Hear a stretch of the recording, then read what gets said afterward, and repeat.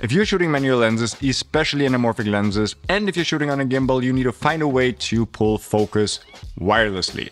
And for this, you also need a monitor that is wireless. So you can use wireless transmitters and hook them up to your original HDMI or SDI monitors. But what if you can just use a monitor that has the wireless transmission built in? And this is the Feelworld FT6 and FR6. And in this video, I'm going to review those because we use them to pull focus wirelessly, but also to use them as a small director's monitor or client monitor.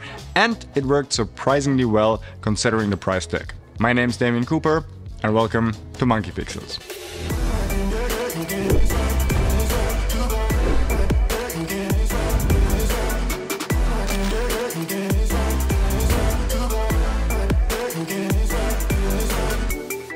I've been reviewing Feelworld monitors on this channel for a while now, and considering the price tag, those are amazing products. So I was pretty happy when they released their new lineup of wireless transmission built-in monitors. So why would you choose a monitor that has a wireless feed built in opposed to a dedicated wireless HDMI or SDI transmitter? It really depends on the camera that you're using. When we were using the Canon C300 Mark III as our main camera source, then we could actually hook up our monitor to the monitor or the SDI out and then hook up the wireless transmitting system to the HDMI out. So each of those have their dedicated HDMI or signal output, and you don't have any lag, or the lag is at least on a minimum.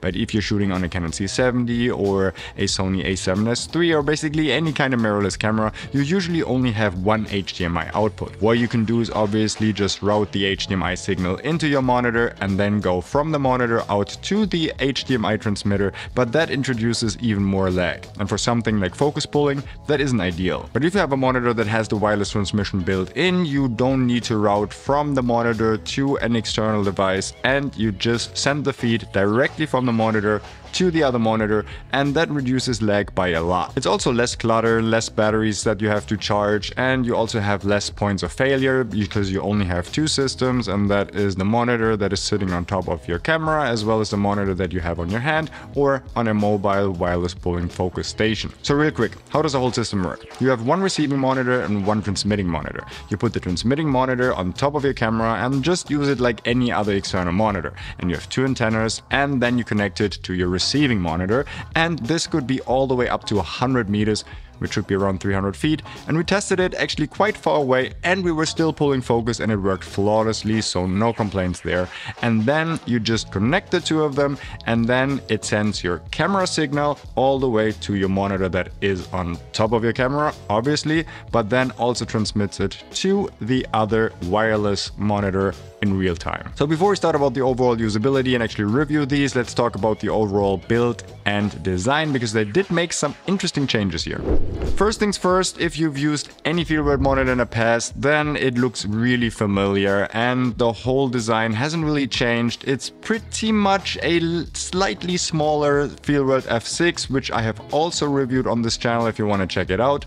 And that is a good thing because they're solidly built. It's not the highest build quality, everything is a little bit plasticky, but it's also lightweight, so on a small mobile rig that's actually benefiting us. They did make some changes, as I've already said, and that is a good thing because for once they didn't put the DC in port on the bottom, and it's not being blocked by the small rig mount that I'm using to mount the monitor on top of my camera, and that has always been an issue if I want to power my monitor externally via a V-mount battery or like a D-tap out battery on my Canon C70 or even the Canon R5C. And that was the major thing why I haven't really used Feelworld monitors in the past, because it was always blocking the DC port and I had to use the Sony NP-F battery, which I'm trying to stay away from because it's just more batteries that I have to charge and bring onto a shoot. So this is a very, very welcome change. We have moved the DC import to the side of the monitor. I would definitely prefer to have all of the plugs on the back side of the monitor, but the side is totally fine, so that works for me. Another change which I'm a little bit ambivalent about is that they went from a card slot to input your 3D LUTs to a USB-C port. And although this should be a welcoming addition, it was a really tough time for me to actually get my 3D LUTs onto this monitor. I tried several kind of USB devices and I used external hard drives. I used a USB-C drive that I had and none of them actually worked. So I used a card reader. I used everything that I had in this office, and that was quite a lot, but none of them were recognized by the monitor. So I went out and I bought a dedicated USB flash drive, and that actually worked because it had USB-C, and then I could actually import my 3D LUTs just like on all of my other field mode monitors. But having to have this really specific flash drive that actually works, and I couldn't use a card reader via USB-C or an external SSD, was kind of annoying. Another quite obvious choice is the antennas on top, because otherwise you couldn't use the wireless signal. So, well, there's antenna sticking out of the monitor, but honestly, that's not a big deal. Another little change to other monitors, at least on the receiving side, is that you now have a side handle. And that is a small wooden side handle that you can put on the side of the monitor. So if you're just walking around and you're looking at the monitor when you're the director or you want to show something to the client, then you can just easily hold the monitor, and that is pretty cool. So now let's briefly mention the operating system of the monitor. And this is pretty much the same as on most other fieldwork monitors. And if you're interested in a more detailed review on this, then check out my F6 review, because as far as I know, it's pretty much the same. And I like it. It's a good touchscreen, it's responsive, and it's intuitive. Everything is where it needs to be, so no complaints here. So now let's get into real-world review territory. And I didn't do any scientific tests on what the actual lag looks like, because honestly, I can't really do with all of these numbers. And if they say like, oh, but you have like 2 frames lag in here, then this is nothing that I can work with. What I can work with is actually using the equipment on a shoot, pulling focus wirelessly in all kinds of different situations. So that's what we did. We used our anamorphic lenses, we put the camera on a gimbal, but we also used it a little bit handheld, and we had Bell and Clelia and Franco and the whole team there, and we were pulling focus wirelessly. And we used this in different kind of conditions, and that actually worked quite well. Another thing that comes with the box is shades. And unfortunately, one of them broke when I got the thing. So here about the build quality. So one of the little latches broke, so it was a little harder to attach our sun hood. And you do need the sun hoods because the monitor only features a, I think, 500 nit brightness, which in daylight can be challenging. With the sun hood, it's way easier, and it was actually totally fine because we were shooting outside on a bright sunny day and we were able to pull focus. I personally wish that the monitor would be a lot brighter, but with the sun hoods, it's manageable. So here's our setup. We had the Fieldworld FT6 on top of our gimbal attached to our camera, and then we had the FR6 in a small Frankenstein rig that I built with a handle on the bottom as well as a wireless focus transmitter. And the one that I used is from PDLive. I think it's a PDLive 2 Air. I also have a full review on this channel, and I will link this one up here as well so you can check it out. And that is a really inexpensive setup to pull focus wirelessly, and it worked very well even over the course of several meters and a long distance. And honestly, none of us are really experienced focus pullers, but we wanted to try this, and that was actually a good thing because we passed this around and everybody could have a go at it and share their experiences with it afterwards.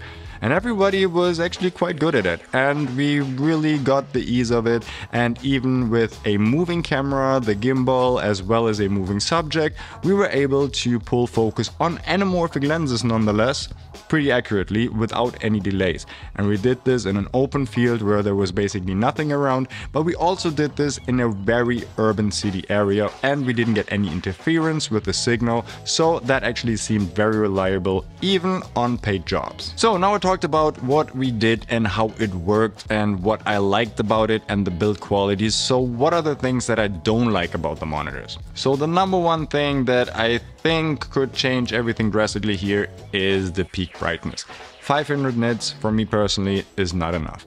Again, with the sun hood it worked fine, but I would totally prefer having a brighter monitor. And I got so accustomed to even their lineup of really peak brightness monitors like the F7 and the F6 with 2200 or even more peak brightness nit settings, and 500 is just not enough in my opinion if you shoot in bright daylight, unless you use a sun hood, but overall more brightness, more better. Another thing I would personally like is a bigger monitor, especially if you use it for focus pulling. And if I have a wireless monitor, then there's only two things that I use it for, and that is wireless focus pulling as well as showing it to a client. And having a 5.5-inch monitor and show it to a client could be better. And pulling focus, the bigger the better. If you have a bigger monitor, you are definitely more confident in pulling focus. 5.5-inch worked, like I already said and I already showed you. However, the bigger the better. And the number 3 thing that I don't like about these monitors, and that is just a small nitpick that I have, is that it does take some time to initially connect the two. Honestly, it isn't that big of a deal because usually I just leave the monitor on the entire time, and especially when powering it via a V-mount battery or strong Sony batteries, that isn't an issue. But every time you have to reconnect this, it takes, I don't know, about like 45 seconds, maybe a minute, and it also doesn't really show anything because you can't initiate it yourself. It's not like you click a connect button, you just power these two on and then you wait until they connect to each other itself. But it just feels like it's not doing anything and then all of a sudden it connects. So here I would either have to like having something where you could just press something and say connect and then it shows you that it's actually connecting, or it just being way faster. So this was my review, but what is my overall verdict of the Feelworld FT6 and FR6? Will I be using those as my directors, client, as well as focus pull monitor setup in the near future? Yes and no. I think as a directors, especially client monitor, I think I want something bigger. And here the lag isn't really that important, so I would probably use a 7-inch or even a bigger monitor and just hook it up to an external HDMI transmitter and then use this and put it on a tripod and have my client view the footage from there. But when it comes to pulling focus wirelessly, then lag is of utmost importance. And this setup, so far out of everything that I've tested that we have here in the studio, I think it's the one with the least lag, and it worked flawlessly and it's easy because you only have 2 things. And again, here it needs to be fast, but it also needs to be reliable. And as I've already said, the more products you add to the mix, then the more points of failure you have. And here on the limited testing that we did, it worked flawlessly without any problems. So when it comes to pulling focus wirelessly in the future, I will use the Feelworld monitors. And if you're interested in the Feelworld FT6 and FR6 for your video production, there's a link down in the description below. Check it out, maybe even purchase them if this is what you've been looking for, because, well, I will be using it in the near future. And since you're already here, and if you're interested in more about this topic, then also check out the video that we made with them, and also how we did it, the whole behind the scenes vlog, and then you can see them in action even more. Make sure to subscribe to this channel for more content, and I hope to see you on the next one.